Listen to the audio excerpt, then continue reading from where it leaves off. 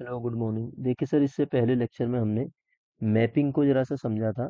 Mapping में ही मैं domain और रेंज बता रहा था, तो कुछ वो कट गया, इसलिए वो लेक्चर मुझे बीच में स्टॉप करना पड़ा। तो मैपिंग आज हम देखेंगे, मैपिंग, और फिर समझेंगे ग्रुप और उसकी कुछ प्रॉपर्टी को समझने की कोशिश करेंगे यूनिट वन में ही। ठीक है, यूनिट वन का तो यहाँ तक मैंने इसमें एक क्वेश्चन करा रहा था, रेंज बता रहा था ना मैं। इस क्वेश्चन को यहाँ तक मैंने आपको कराया था।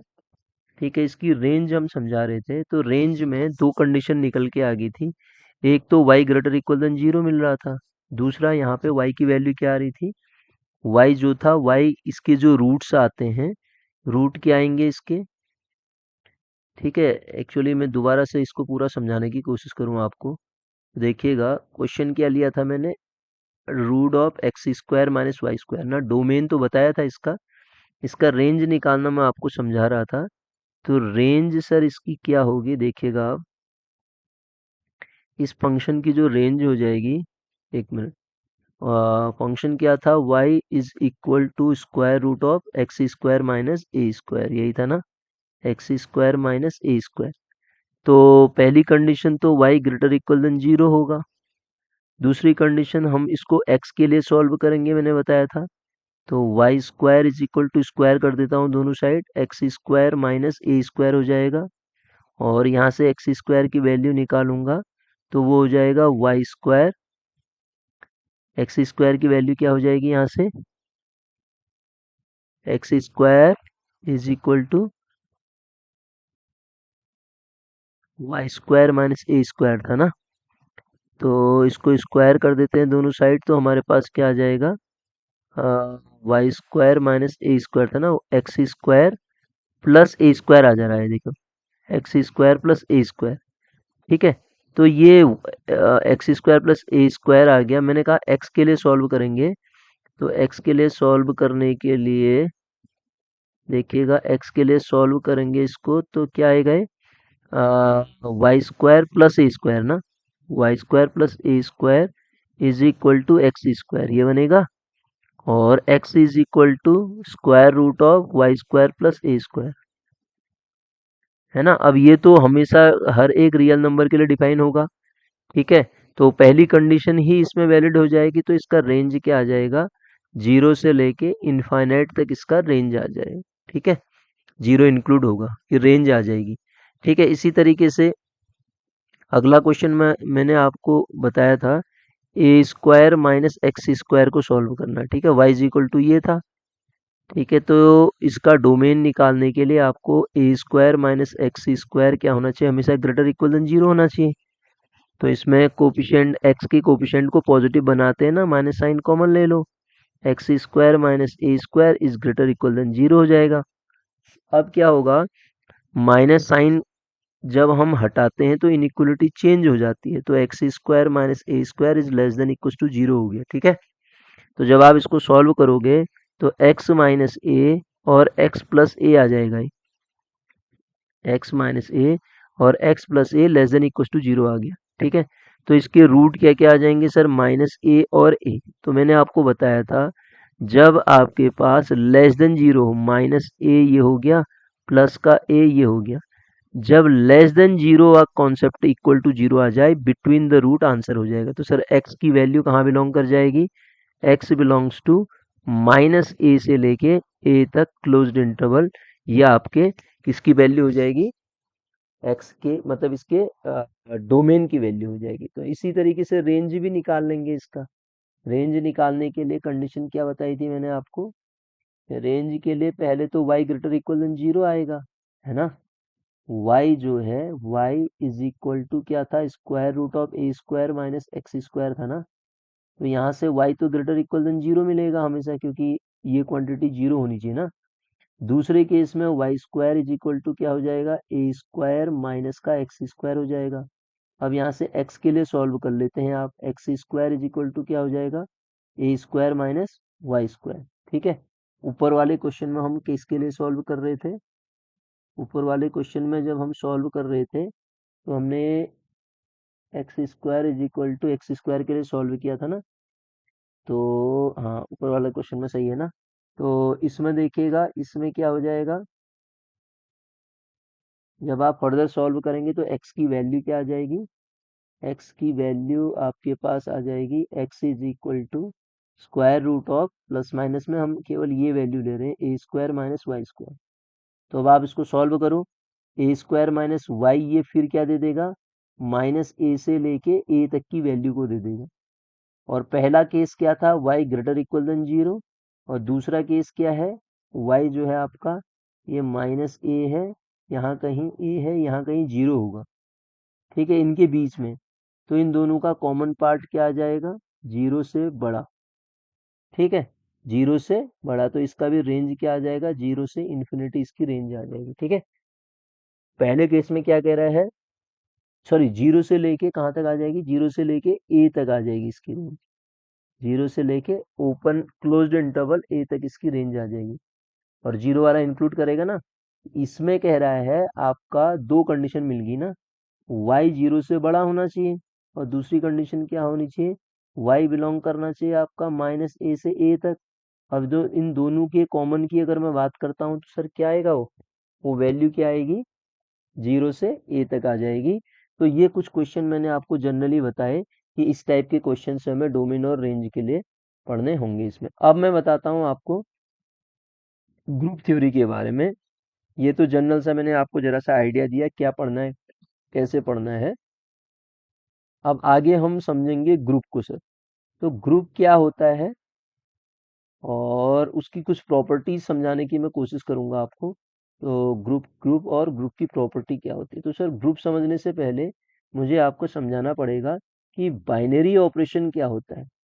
जब आप बाइनरी ऑपरेशन को समझ पाएंगे तब ग्रुप की प्रॉपर्टीज में वो प्रॉपर्टी भी आपकी इंक्लूड हो जाएगी। तो बाइनरी ऑपरेशन क्या होता है इस बात को समझिएगा आप। आपको कोई नॉन एम्प्टी सेट जी दिया है, जरूरी नहीं जी लो, आप कुछ भी लो, आप स्टार को बाइनरी ऑपरेशन कह देंगे। ये स्टार आपका कुछ भी हो सकता है, एडिशन हो सकता है, मल्टीप्लिकेशन हो सकता है, एक्सपोनेंशियल फॉर्म हो सकता है, कुछ भी हो सकता है। कब, जब आपके पास कोई भी दो मेंबर आप उठाओ ए और बी, किस में से उठाओ, उन दो मेंबर को जी में से, और उन दोनों को आप क्या करो, ऑपरेट करो, ए स्टार बी।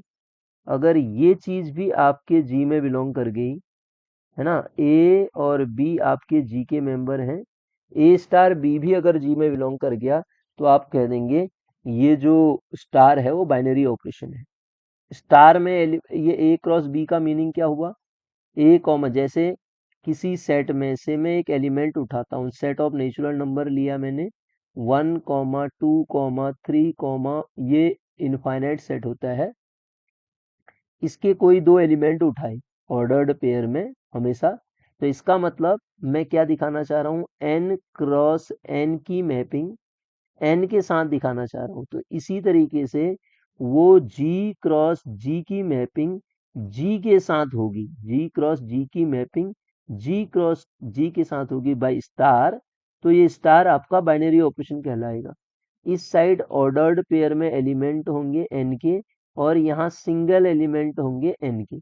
यहाँ जैसे 1, 2 हो गया, और 1, 3 हो गया है, और 3, 4 हो गया, इस टाइप के एलिमेंट होंगे। यहाँ क्या होंगे, 1, 2, 3 ऐसे होंगे, ठीक है। तो इनको आप ऑपरेट कर रहे हो यहाँ के एलिमेंट के साथ। वो ऑपरेशन में स्टार आपका एडिशन हो सकता है, कहा मैंने, मल्टीप्लिकेशन हो सकता है मैंने कहा, और सब्ट्रैक्शन भी हो सकता है, डिवीजन भी हो सकता है, कुछ भी हो सकता है, ठीक है। जैसे इसका मीनिंग ये हुआ, क्या मैं दो नेचुरल नंबर को लेके उनको ऐड करूं, एडिशन देखना चाह रहा हूँ, है ना, एडिशन बाइनरी ऑपरेशन है या नहीं है, तो रिजल्ट जो मिलेगा मुझे वो नेचुरली मिलेगा। डेफिनेट सी बात है, दो नेचुरल नंबर आप कोई भी उठाओ, ए और बी नेचुरल नंबर के सेट में से, उन दोनों को जब आप ऐड करोगे तो आपको आंसर में हमेशा क्या मिलेगा, नेचुरल नंबर ही मिलेगा। आपको आंसर में क्या मिलेगा, हमेशा नेचुरल नंबर ही मिलेगा। तो इसका मतलब ये हुआ, एडिशन जो है आपका, एडिशन जो है बाइनरी ऑपरेशन है, किसमें, किसके सेट में, नेचुरल नंबर के सेट में एडिशन बाइनरी ऑपरेशन है। इसी तरीके से अगर मैं आपसे बात कर रहा हूं किसकी, इसी तरीके से मैंने कहा मैं बात कर रहा हूं दो नेचुरल नंबर दोबारा से उठाता हूं मैं, ए और बी दो नेचुरल नंबर उठाए मैंने, क्या दो नेचुरल नंबर को मल्टीप्लाई करके अगेन आपको नेचुरल नंबर मिलता है? यस, ये भी नेचुरल नंबर ही मिलेगा। तो इसका मतलब हो जाएगा मल्टीप्लिकेशन भी एक बाइनरी ऑपरेशन आपके सेट में हो जाएगा। अब दोबारा देखिए, क्या दो नेचुरल नंबर को सब्ट्रैक्ट करके भी नेचुरल नंबर ही मिलेगा? तो आप कहेंगे ऐसा जरूरी नहीं है। जैसे आपने एक उठाया 1, दूसरा उठाया 3, तो 1 माइनस 3 जब आप करोगे तो आपको वैल्यू मिलेगी -2, और -2 कभी नेचुरल नंबर होगा नहीं। तो इसका मतलब सब्ट्रैक्शन बाइनरी ऑपरेशन नहीं है नेचुरल नंबर में। तो बाइनरी ऑपरेशन क्या चीज है सर? बाइनरी ऑपरेशन एक रूल है, जैसे फंक्शन था उसी तरीके से बाइनरी ऑपरेशन भी क्या है, एक रूल है। और वो कैसा रूल है? वो रूल बताता है एक ही सेट के दो एलिमेंट को आप ऑपरेट करो। ऑपरेशन का मतलब वो एडिशन हो सकता है, वो मल्टीप्लिकेशन हो सकता है, और वो सब्ट्रैक्शन डिवीजन भी हो सकता है। अगर ऑपरेशन करने के बाद अगेन जो एलिमेंट है उसी सेट में मिल गया, तो आप कह दोगे जो वो स्टार की आप बात कर रहे हो वो स्टार क्या है, आपका बाइनरी ऑपरेशन को फॉलो करता है, मतलब वो बाइनरी ऑपरेशन होता है। अब सुनिएगा, इसी तरीके से अगर कोई भी नॉन एम्प्टी सेट, जैसे रियल नंबर का सेट एडिशन में बाइनरी ऑपरेशन है, रियल नंबर में एडिशन बाइनरी ऑपरेशन है, इसका मीनिंग हुआ दो रियल नंबर को ऐड करके रियल ही मिलना चाहिए, मिलेगा, रियल नंबर को ऐड करके रियल नंबर ही मिलेगा। दो रियल नंबर को जब आप मल्टीप्लाई करते हैं तो मल्टीप्लाई करके भी आपको रियल नंबर ही मिलेगा, ये मल्टीप्लिकेशन रियल नंबर में बाइनरी ऑपरेशन है। अब दो रियल नंबर को जब आप सब्ट्रैक्ट करेंगे तो आंसर में आपको रियल नंबर ही मिलेगा। क्या दो रियल नंबर को आप डिवाइड करोगे तो क्या हमेशा रियल नंबर मिलेगा? तो इसके लिए आप एक एग्जाम्पल ले लो, ए आपको ये दिखाना है ए डिवाइड बी, या क्या ये जो मिल रहा है वो रियल नंबर है या नहीं है। इसके लिए मैंने एग्जाम्पल लिया 1, एक लिया 0। 1/0 किया तो ये मिला इन्फिनिटी। तो वो क्या कहता था, कोई भी ए कॉमा बी लो, आप ए और बी को ऑपरेट करो, ए और बी का ऑपरेशन के मतलब यहाँ पे ए और बी को डिवाइड करो या बी और ए को डिवाइड करो, कुछ भी करो। तो हमेशा ऐसा आ गया कि लेकिन ये तो रियल नंबर होता ही नहीं है। तो डिवीजन जो हुआ रियल नंबर में बाइनरी ऑपरेशन की प्रॉपर्टी को फेल कर रहा है, डिवीजन बाइनरी ऑपरेशन नहीं होगा। तो इतनी बात में समझ आ पाया आपको? अब बताता हूँ, इंटीजर के सेट में एडिशन बाइनरी ऑपरेशन होगा, इसका मतलब दो इंटीजर को आप ऐड करोगे इंटीजर ही मिलेगा, दो इंटीजर को सब्ट्रैक्ट करोगे तो भी इंटीजर मिलेगा, दो इंटीजर को आप मल्टीप्लाई करोगे तो भी इंटीजर मिलेगा, लेकिन दो इंटीजर को डिवाइड करो तो जरूरी नहीं कि वो इंटीजर मिलेगा, वो फ्रैक्शनल भी मिल सकता है, क्योंकि ये रियल नंबर में भी नहीं है तो इंटीजर में कैसे हो जाएगा। इसी तरीके से रेशनल नंबर में भी अगर बात करूं, दो रेशनल नंबर को ऐड करोगे तो मिलेगा। ठीक है, रेशनल नंबर में भी एडिशन बाइनरी ऑपरेशन हो जाएगा। तो ये बाइनरी ऑपरेशन की मैंने आपको प्रॉपर्टी बताई। अब आप बाइनरी ऑपरेशन को समझ पाए तो दूसरी चीज मैं बता रहा हूं आपको, algebraic algebraic structure. Algebraic algebraic structure किसे कहते हैं? अगर सर मैं एल्जेब्रिक स्ट्रक्चर की बात करूं तो उसका मतलब होता है ए और कोई भी नॉन एम्प्टी सेट, ए नॉन एम्प्टी सेट, ये ऐसा लिखेंगे, कोई भी नॉन एम्प्टी सेट एक या एक से अधिक बाइनरी ऑपरेशन को अपने पास रखता है तो वो एल्जेब्रिक स्ट्रक्चर कहलाता है। ए non empty set which contain one और मोर बाइनरी ऑपरेशन, जैसे रियल नंबर का सेट एडिशन में भी और मल्टीप्लिकेशन में भी दोनों बाइनरी ऑपरेशन है रियल नंबर में, नेचुरल नंबर में एडिशन भी है मल्टीप्लिकेशन भी है, तो ये एल्जेब्रिक स्ट्रक्चर हो गया। अगर मैं आपसे कहूँ रियल नंबर में डिवीजन, तो ये एल्जेब्रिक स्ट्रक्चर नहीं होगा। अगर मैं आपसे कहूँ नेचुरल नंबर में सब्ट्रैक्शन, तो ये भी बाइनरी और एल्जेब्रिक स्ट्रक्चर नहीं होगा। तो दूसरी चीज मैंने क्या बताई आपको, एल्जेब्रिक स्ट्रक्चर के बारे में बताया। एल्जेब्रिक स्ट्रक्चर का मतलब क्या हुआ, कोई भी नॉन एम्प्टी सेट अगर एक या एक से अधिक बाइनरी ऑपरेशन को अपने पास रखता है, कोई भी नॉन एम्प्टी सेट एक या एक से अधिक बाइनरी ऑपरेशन को अपने पास रखता है, तो उसको आप क्या कह देते हैं, एल्जेब्रिक स्ट्रक्चर कह देते हैं सर। क्या कह देते हैं? एल्जेब्रिक स्ट्रक्चर कह देते हैं। अगली चीज बताता हूं आपको, देखिएगा, अगला अब कुछ प्रॉपर्टी बताता हूं मैं आपको, उन प्रॉपर्टीज को ध्यान से आप समझिएगा। एक एक करके उन प्रॉपर्टीज की भी सब प्रॉपर्टीज आएंगी, सारी चीजें मैं डिटेल में आपको समझाने की कोशिश कर रहा हूँ। ठीक है, अब मैं आपको ले चलता हूँ ग्रुप पे, क्योंकि अगली डेफिनेशन उसने ग्रुप पे ही लिखी थी। तो ग्रुप समझने से पहले हमने बाइनरी ऑपरेशन समझ लिया, तो अब ग्रुप समझना आसान हो जाएगा। आपको ग्रुप क्या चीज है वो बात समझ में आ जाएगी। देखिएगा ग्रुप क्या होता है। ठीक है, अगर मैं ग्रुप की बात करूं, ग्रुप, ठीक है। अब सर एक चीज ध्यान दीजिएगा, ग्रुप में क्या होता है, ए non empty set, non empty set, non empty इसलिए कह रहा हूं कुछ ना कुछ उसमें एलिमेंट होंगे, तभी मैं आगे समझा पाऊंगा। A non empty set G with binary operation star, with binary operation with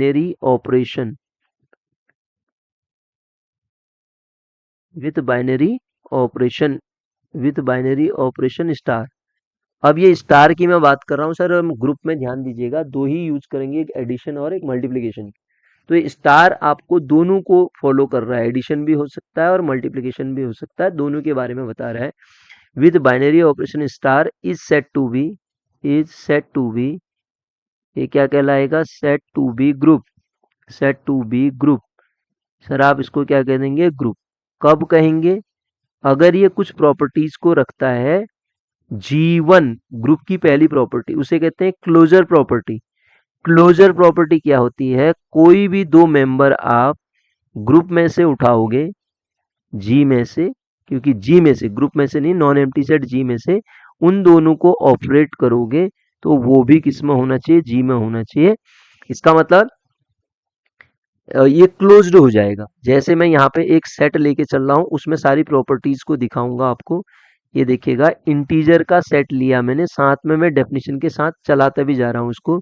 0, +-1, +-2 dot dot, ये इसमें एलिमेंट आते हैं। तो अब आप देखिएगा यहाँ पे स्टार लिखा मैंने, तो जेड जो होता है एडिशन में ग्रुप बनाता है। ध्यान से बात को समझना। तो जेड एडिशन में ग्रुप बनाता है, तो क्लोजर प्रॉपर्टी इसकी क्या हो जाएगी, इसके कोई भी दो मेंबर को लोगे, उनको ऐड करोगे, तो आपको हमेशा जो मिलेगा वो इंटीजर ही मिलेगा। तो क्लोज्ड तो होता ही है ये। स्टार क्या बताता है उसमें, स्टार के लिए स्टार ये बताता है एडिशन भी ले सकते हो आप, मल्टीप्लिकेशन भी ले सकते हो। पहले मैं एडिशन का एग्जाम्पल लेके समझा रहा हूँ। G2 सेकेंड प्रॉपर्टी कहती है एसोसिएटिविटी। एसोसिएटिविटी क्या होती है, कोई भी मेंबर ए बी सी, तीन मेंबर आप जी में से उठाओ, तीन मेंबर जी में से उठाओ, उन दोनों को इस तरीके से ऑपरेट करो, ए स्टार बी। ये स्टार क्या बताता है, कहा मैंने, वो एडिशन भी हो सकता है, मल्टीप्लिकेशन भी हो सकता है। ए स्टार बी स्टार सी, ठीक है, बी स्टार सी। तो इसको आप क्या कह दोगे, इसको कह दोगे एसोसिएटिविटी। जैसे 2, 3, 4, तीन एलिमेंट उठाए, 2 + 3 + 4 करोगे, तो राइट हैंड साइड में भी 2 + 3 + 4 आएगा। तो ये एसोसिएटिव भी हो गया इंटीजर के लिए ना। एडिशन में मैं देख रहा हूँ, ग्रुप भी बता रहा हूँ, ग्रुप की जनरल डेफिनेशन क्या बता रहा हूँ, स्टार लेके चल रहा हूँ। लेकिन जब मैं इंटीजर के लिए कह रहा हूँ तो स्टार की जगह पे एडिशन ले रहा हूँ। सर तीसरी जो प्रॉपर्टी होती है, इसको लिख भी देता हूं मैं, एग्जिस्टेंस ऑफ आइडेंटिटी।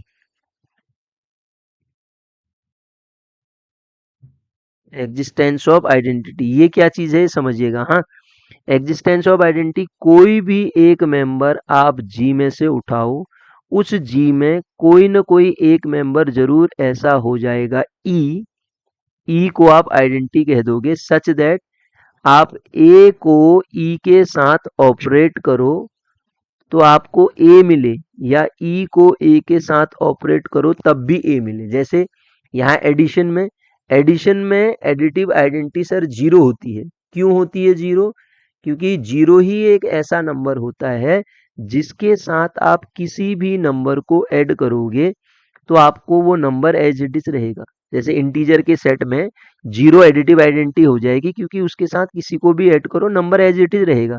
जैसे 0 के साथ 4 को ऐड करो या 4 के साथ 0 को ऐड करोगे आंसर 4 ही मिलेगा। तो 0 क्या हो जाएगी, एडिटिव आइडेंटिटी हो जाएगी। तो तीसरी प्रॉपर्टी मैंने क्या बताई, एग्जिस्टेंस ऑफ आइडेंटिटी। तो इंटीजर का सेट आइडेंटिटी को भी रख रहा है।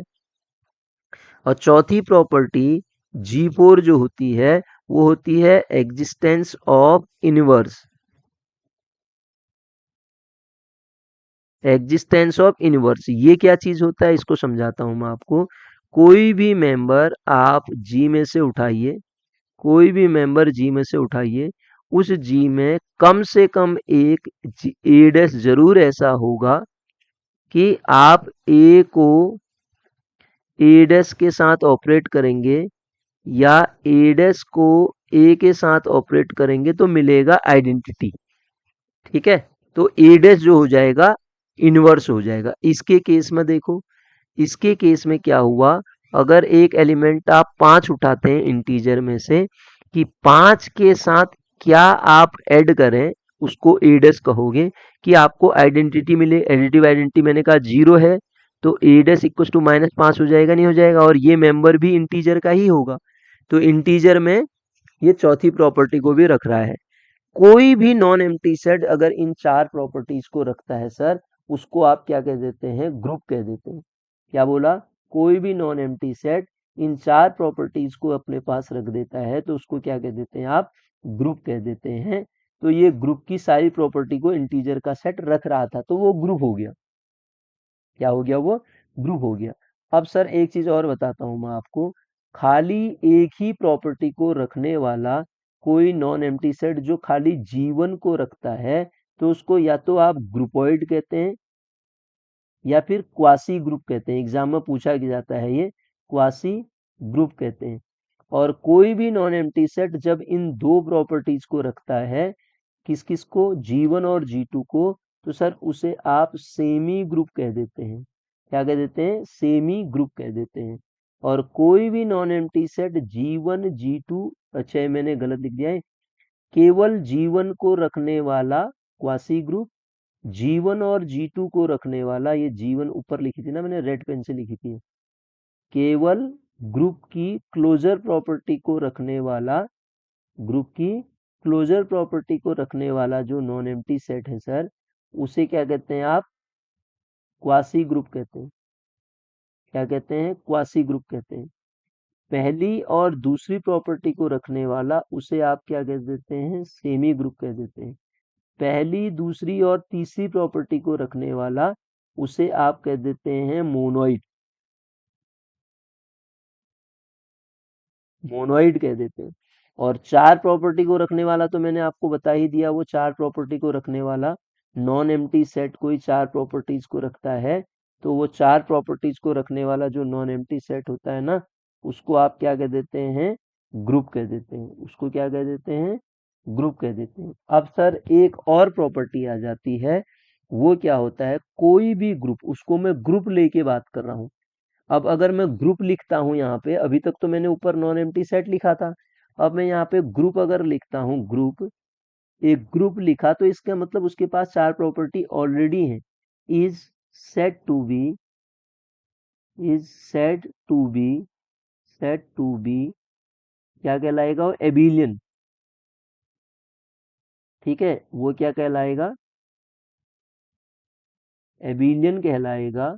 अगर वो किस प्रॉपर्टी को रख दे, कम्यूटेटिविटी को, कोई भी दो मेंबर उठाओ, a star b equal to b star a करो, वो भी आपके जी में बिलोंग कर जाए तो वो ग्रुप एबिलियन ग्रुप हो जाएगा। क्या हो जाएगा, एबिलियन ग्रुप हो जाएगा। तो ये आपके पास इतनी प्रॉपर्टी को रखने वाले, मैंने क्या बताया आपको, पहला बताया क्वासी, दूसरा सेमी, तीसरा मोनोइड, चौथा ग्रुप, पांचवा एबिलियन ग्रुप बता दिया।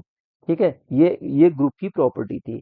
अब इसमें ध्यान से बात को समझने की कोशिश करना। आप, कुछ चीजें होती हैं जैसे रियल नंबर का सेट एडिशन में ग्रुप बनाता है, रियल नंबर का सेट मल्टीप्लिकेशन में भी ग्रुप बनाता है, और कॉम्प्लेक्स नंबर का सेट आपका एडिशन में भी ग्रुप बनाता है, कॉम्प्लेक्स नंबर का सेट मल्टीप्लिकेशन में भी ग्रुप बनाता है, इंटीजर का सेट एडिशन में ग्रुप बनाता है, इंटीजर का सेट मल्टीप्लिकेशन में ग्रुप नहीं बनाता है क्योंकि 2 का मल्टीप्लिकेटिव इनवर्स 1/2 इंटीजर नहीं होता है। अब उसके बाद अगली चीज अगर मैं आपको बताऊं तो cube root of unity 1 omega square, ये क्या होती हैं, मल्टीप्लीकेशन में ग्रुप बनाती हैं, ठीक है।